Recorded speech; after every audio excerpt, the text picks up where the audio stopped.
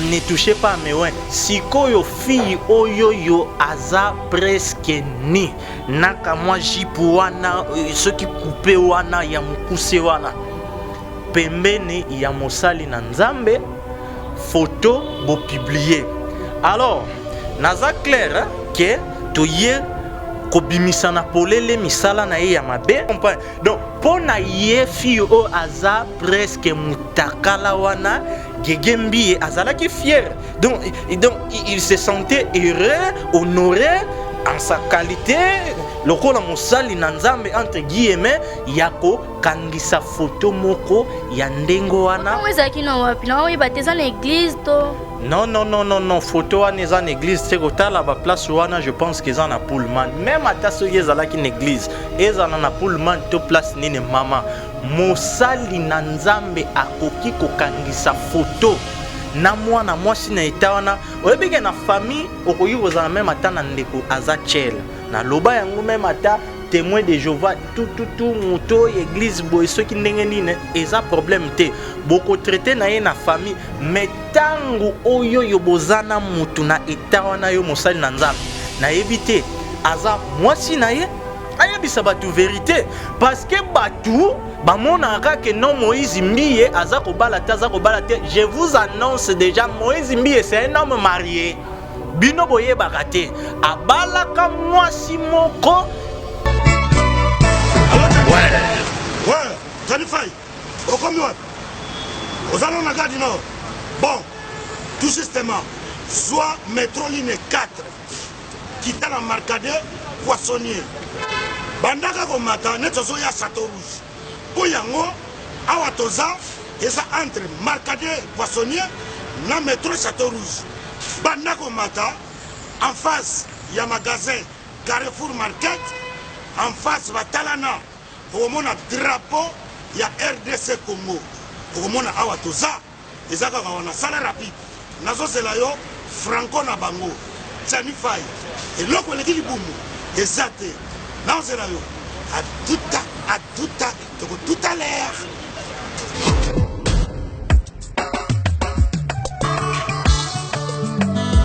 Manigol, bonjour. Bonjour. Manigol, oui. Vous commis ce soir? Oui, tu commis awa. Mais là, nous, on a c'est pas bon. Oui, tu commis awa na Château Rouge, awa na face à Carrefour, pendant que l'obité, tu as presque un mois awa.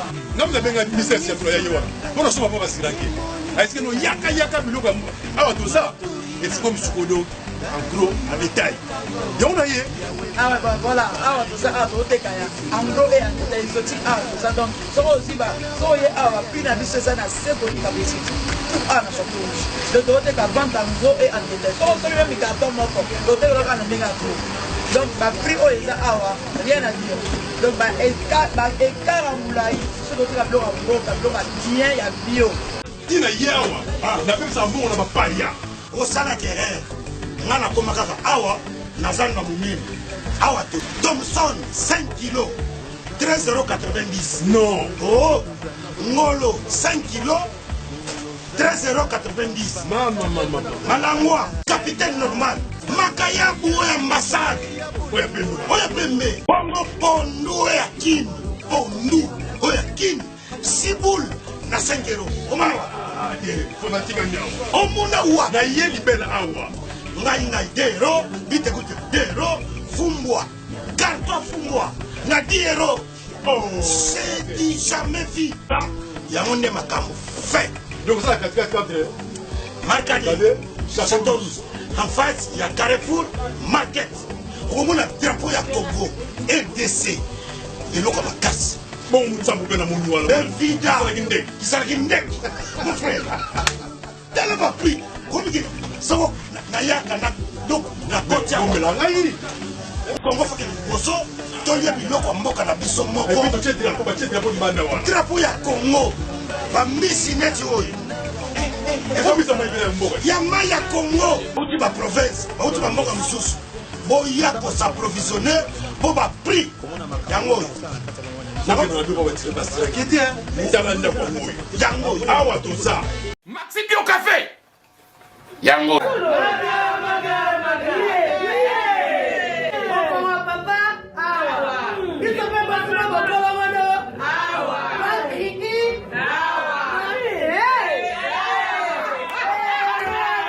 connaît pas demandé. Hémorroïde.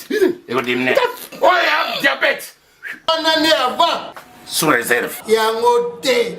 Pourquoi on te pose un cas yo moko? Expliquez mon ninga soit un problème na couple. Expliquez maman. C'est longo ils ont mis sa biso na couple yango yo. Tout ok.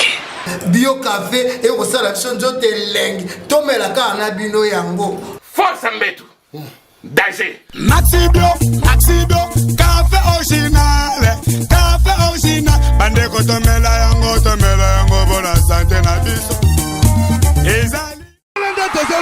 Papier, Elengi à Congo, Glody Diasika, la mignonne, hey, la mignonne, et Tracy Mbelenga Bro, Kata. Fidèles internautes, bienvenue et salut à vous tous qui nous suivez sur ces moments.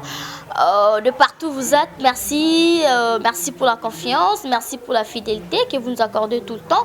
Devant vous, c'est Glody Diasuka, la mignonne de la presse, la maman des Preston.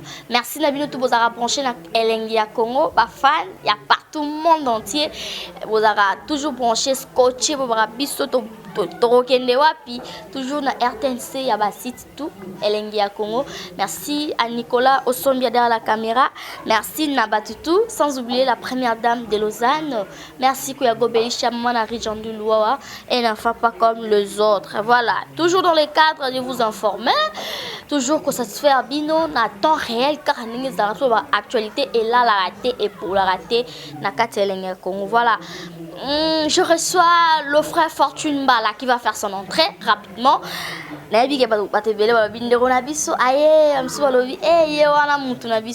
Je vous invite déjà sur mon plateau, frère Fortune. Comment vous allez?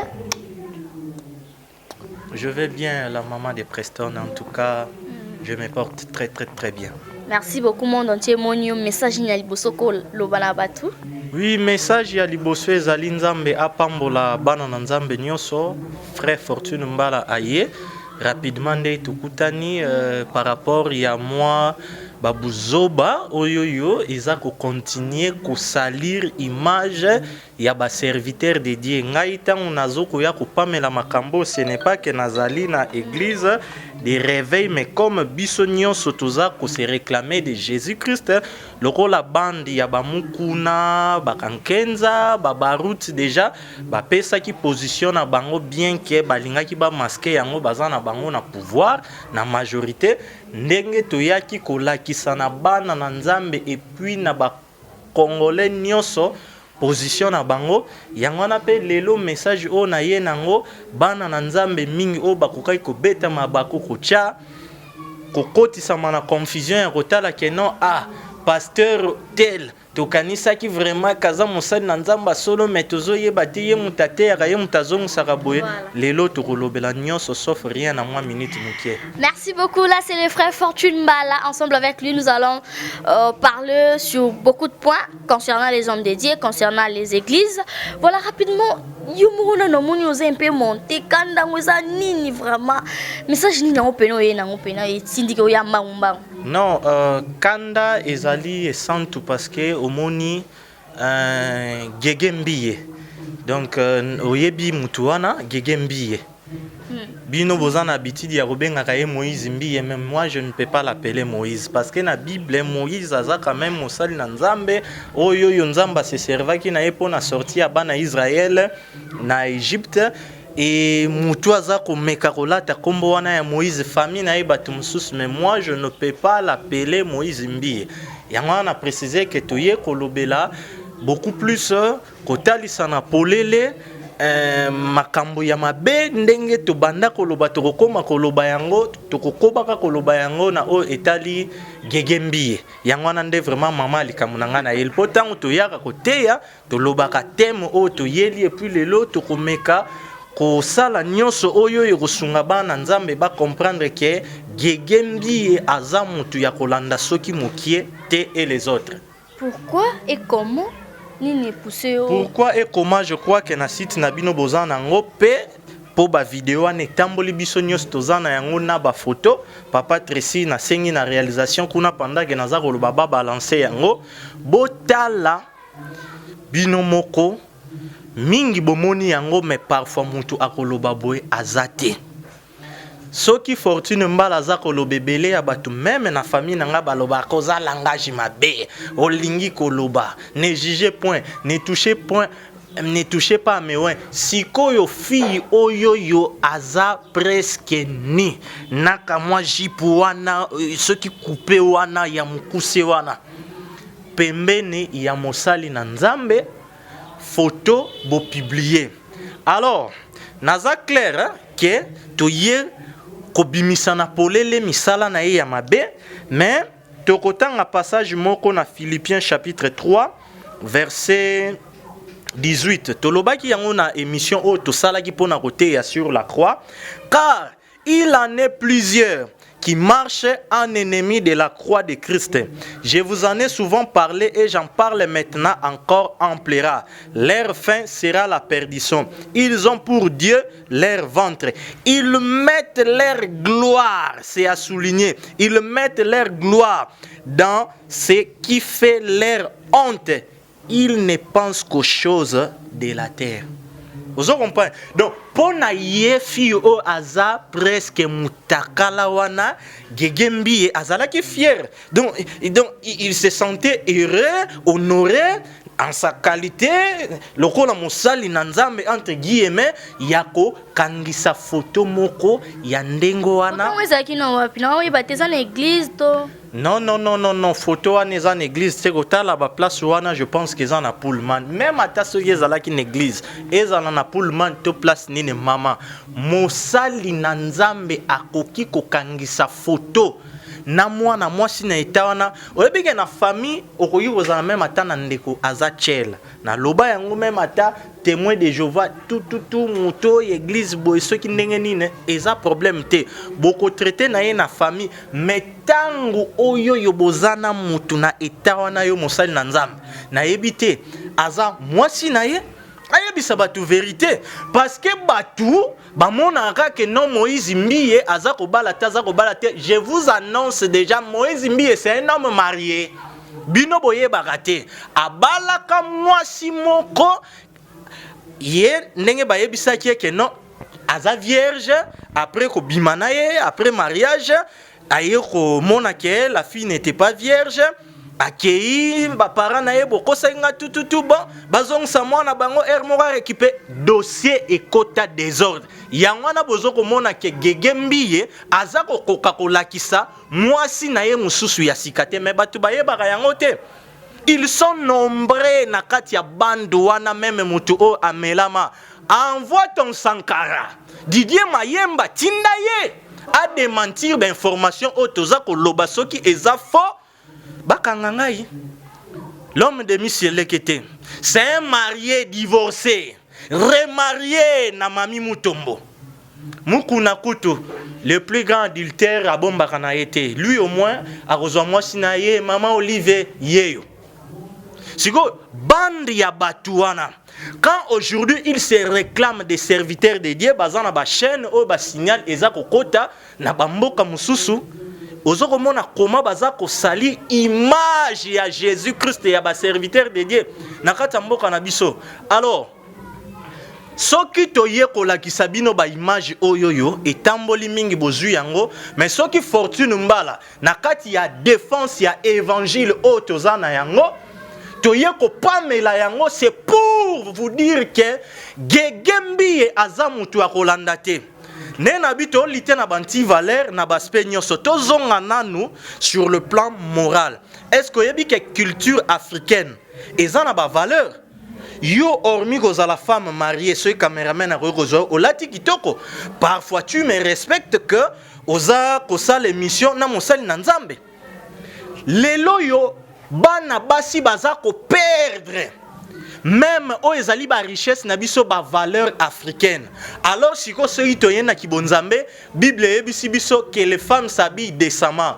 Boroyeb sanga peut-être aza cousine naye, peut-être likangu naye aza sœur en Christ te. Peu importe o nyonso azali. Mais tangu yo mosali na nzambe na eta wana okangisi na ye photo bo publier. Cela veut dire que a approuvé yango ne to uti gotanga ils mettent leur confiance na babiloko o et totanyango ezako sala soni na bango. normalement gegembi soki azali musala nzambe alingaki ameka même pas kokangisa photo. Toi tu crois que biso pe tozana bajara batuana te auto pesa na ta bambote na msika. Mais moi je ne peux pas oser na ba niveau maman. Ba mini jipe papa zoa toyebi yango ke esuka kata awawa. Soki o forcer magalie ko kokoma a. Mais o eza presque kuisi nyonso boye lolenge bandeko boza komona kuna. Donc fala boya kozwa photo bongo soki ndeko mwasi wana suplia ki yeye pas atanda te ke non ko koma na ba réseaux sociaux. Mais totangi yango non soki ndeko mwasi wana a suplia ki ye. Je confirme que non peut-être wana ba relation ndeko mwasi wana tonde. Mais Moïse Mbiye c'est un impudique, c'est un adultère. Muto bali mwasi parce que aza vierge te ndengo mona kite o sundulie après o komi ko renyaka na ba fille apembe ndengo na landi nini kuisi en couleur. C'est ça tolo banine. Tala ba commentaire nango eza soni balobi ke azui mwasi na ye akokani na soki daida mwana jibe soki ndenge nini ozomona. Donc un homme de Dieu et loko oyo yo ba rendre yango public soko zai musala nzamba so esengela esala soni na angle oyo lobi mama Glody soki que fille wana a supplié ke bakanga photo ta mususu que entre guillemets l'homme de Dieu to kutani na boîte to na moi place moko boye to kanga photo mais tangu ye a publié yango Moïse Mbi aza na télévision. Est-ce que alekani na silowe na ye wana pona kosenga bana na nzambe pardon? Parce que les gens sont des hypocrites. Oyebi bana nzambe combien o ba betani mabaku na omona ba image wana. Il n'est pas un homme de Dieu. Gegembi n'est pas un serviteur de Dieu. Hormis ba kisi na ye, son Dieu c'est Gege. Son Dieu c'est Gege. Azako travailler na puissance moko ya ténèbres. Hormis ba kisi na ye wana, bazako talisa bino penza ke bomoni ba dime. Oyebi ke jour mususu na otambola ba transport en commun na matake chimoko ko solara na chauffeur wana zoko yoka musique ya Gege na tuni a yozo yoka nzemba moto abikasi ye mukolo mutuka ayebi singa ke azana plus de 11 catch et salara transport. Donc cela veut dire ba dim ba action de grâce ba mbongo ba olia bino yango yo peuple congolais ba lakisi bino comment azako régner na basi. C'est clair, c'est clair.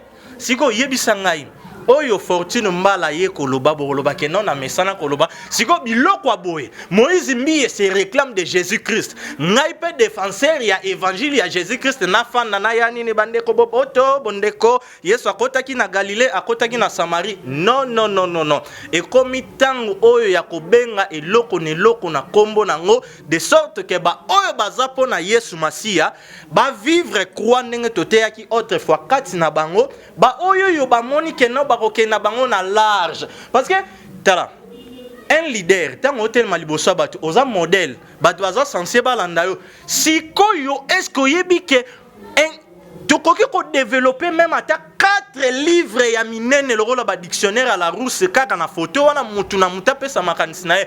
Donc cela veut dire que azako yebisa même ba jeune oyo baza na église na ye que non kota na yo boîte de nuit mwasi na yo koki na yo kolata mabe sala na onyo sokoyo ko sala y a pas un péché. C'est ça le message qui a communiqué. D'autre part parce que non nzambe azana bilamba boete nzamba ana kata motema kindoki yango moni nzambe na bango eza Jésus Christ te nzambe na bango eza Gege parce que oyo baza ko sala wana c'est un message oyo baolakisa batu ke non bondela na yo Yesu mais ko vivre vie à Christ te parce que ye tango batu baza ko considérer serviteur de Dieu prédicateur de l'évangile tango aza ko permettre babiloko abo ezala publier.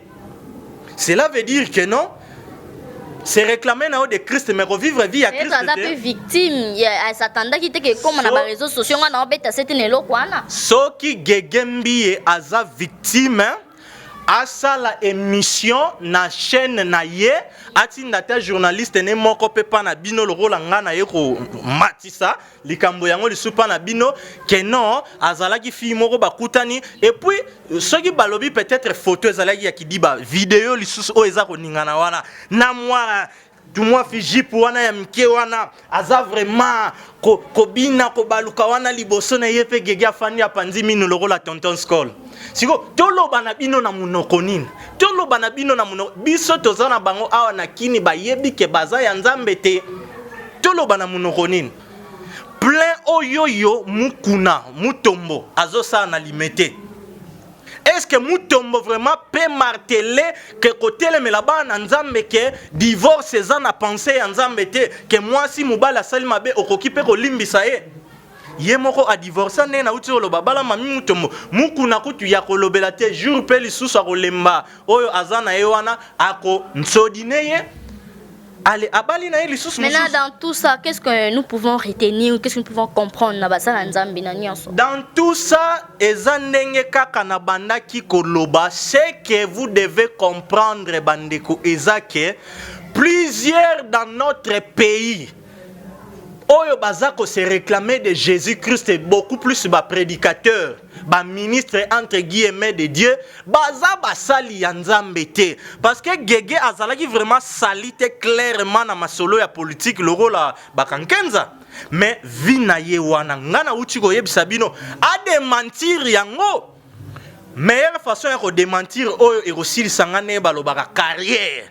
Ayake non. Akangisi ngai kotinda ba criminalité batu na bino bobotinda ba bomana butu non sokoza mwana lumière et que Fortune Mbala lingako loba na yebi loba yaka le kana sala vidéo que non Fortune Mbala a touché na personnalité na ngai a lobby que na balaka moi si makambo nyos na uti loba na kanisa za vierge te makambo nyos na lobby eza lukuta vidéo eza posté na internet Gegembiye amema dossier na l'état bakanga ngai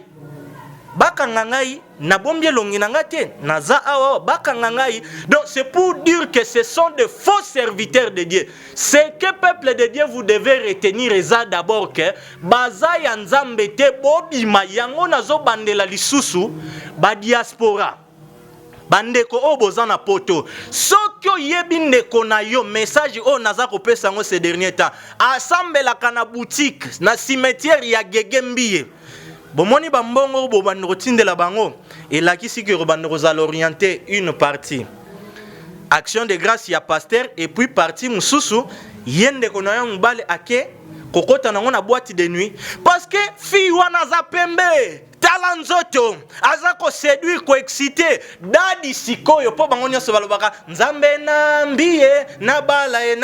Donc vision sikoyo ya ba ser nyoso yokoma kaka mipenda en couleur tolanda lokolo ya tata dadi tolanda lokolo ya papa Gege, c'est ça. Donc c'est un message oeza très fort Moïse Mbiye apesi biso ba otoa spirituel. Tozana Saint-Esprit, tozana le voulouzi de mvoulouzi Jésus-Christ de Nazareth, l'Esprit supérieur. Tu comprends que non, baba tumoko, donc babomi sur le plan social, yango moni sur même sur le plan moral, ne na uti koloba contre banti valeur wana même ya richesse africaine, balingi ba détruire yango et puis souka nango ba même peuple de Dieu bien comme il faut na lifelo. Message exact que peuple de Dieu. Moi na nzambe na poto partout Kankenza Mukuna Sony Albinos Nan Walo Mama Olangi, ce sont des grands criminels oyo na ba différents aspects bazako boma batu. Résultat yango siko mama Glody yebisa ngai bana nzambe bazobeta mabaku ata balobi ke ngana linga koloba oya boye naza na raison to na tort ya koloba pétition motema boye. Mais soki ba signe bandeko mususu ba dénoncer biso nyonso tolobela yango alingi ko changer te aza ko continuer biso pe photo ya soki ya ko stopper na monter ya buzoba na été c'est que on est en train de faire tozande ko bimisa bandeko na biso omoni vidéo on a sali soki même ata 2 personnes bazalaki na cimetière wana je le crois babimi c'est une grande victoire parce que fête et sengamunene zoza na lola tangu am moko am lelo ba doazo kanisa kozala sauver soki olongwe na ndako komi pa mutombo ba misilo miselekete yango te ozomona croix ya Jésus Christ ne toza kote yango batu ba yamba Yesu partout place azali obima na kati ya masumu o manifester foi na yo en Jésus Christ yango ne mutu eza plus important siko tango ofani na ba kermesse na ba nécropole ba cimetière ya batu loro ba Gege okomona nkembo na nzambe te. Donc c'est un impudique adultère. On a ben injure. Non ça injure te. Na souhaité yango te nzamba bomba bino mais jour yo o kabwana mobali na yo.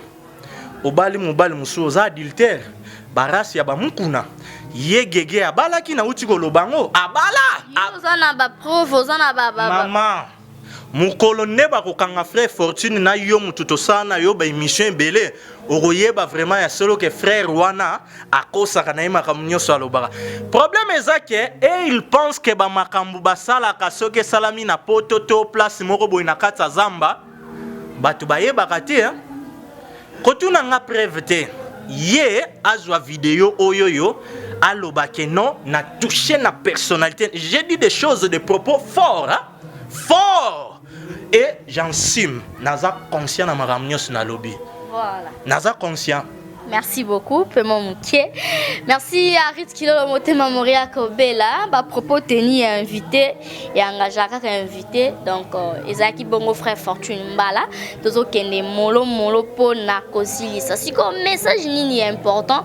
Bien sûr, Tolobeli, Nolobi Wana Pona Bakambo, tout l'équipe. Oyo o sepeli nango te oyo eko dénoncer oyo ko telemela parce que message ni oko pesa bango ba sala nzambe nyonso na ba bandimi nyonso eloko ngai na koyebisa na basala nzambe nyonso lokuta bomiyebi po totangaka kaka baoyo baza élevé oyo baza koséduire baoyo ya mike po babimpia tu baboutique ya mike eza ebele yango omoni tant tosalaki mission wana sur la croix de Jésus-Christ tolobaki yango ke ba évangile o ndenge biso tozokoteya bo eza folie pour plusieurs bakolinga biso te omoi mutu lokola Sony batu lokola bamukuna bakankenza bako seter na bango bakolobelo ko moko te parce que baza na kati ya même bande mwana na nzambe o akokondane ba pratique o ndenge Fortune Mbala ye kosala eza o azana Saint-Esprit alors message on a repesa na bande ya ba faux pasteur wana ezake tango boza vivant naza ennemi na binote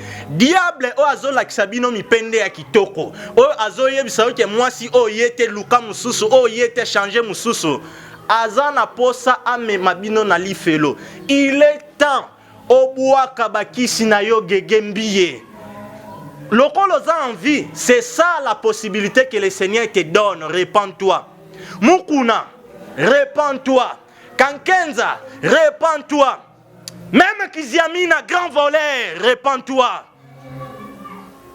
walo papolanga kufi me yonde mutotikali grand criminel na évangile wana ya tumba moto oyebi bisika bitumba famille ezo rutate papa tu es animé de quel esprit répands-toi et bana na nzambe ya solo oza koluka Yesu Masia na ndenge ya solo landa Yesu Masia kino na suka vivre croire à Jésus-Christ sanctification to lité na banti valeur lokola ba peuple congolais to garder foi tokolonga awa na se kino na nkembo na nzambe parce que à chaque jour suffit sa peine passage pour na bino ko clôturer zali Matthieu chapitre 6 verset 33 cherchez premièrement le royaume et la justice de Dieu koluka premièrement te un pasteur puissant à la manière des hommes oazako travailler na puissance ya ténèbres le rôle ba onyos tozako loba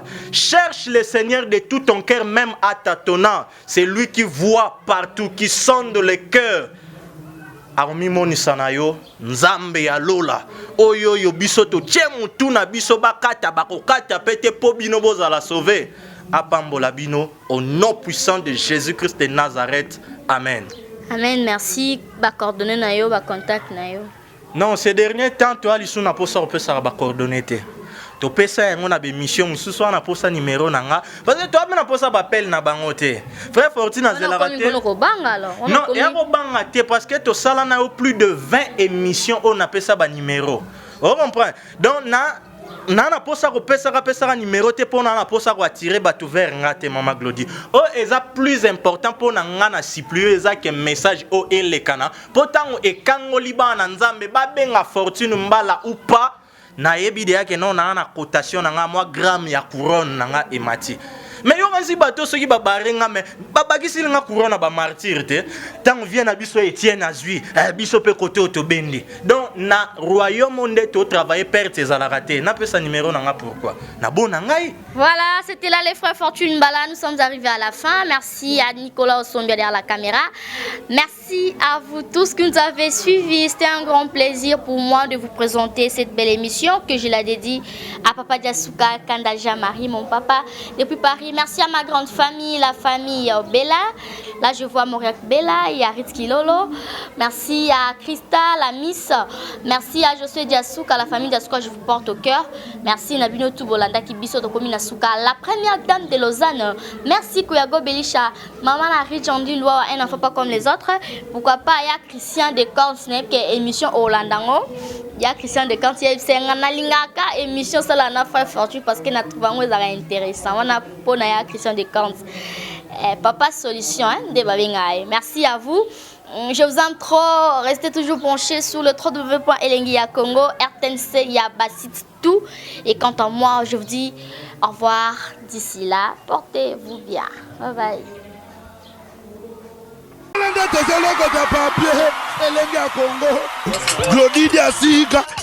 La mignonne. La mignonne. Tracy Mbelenga bro. Tracy Mbelenga bro. Kata.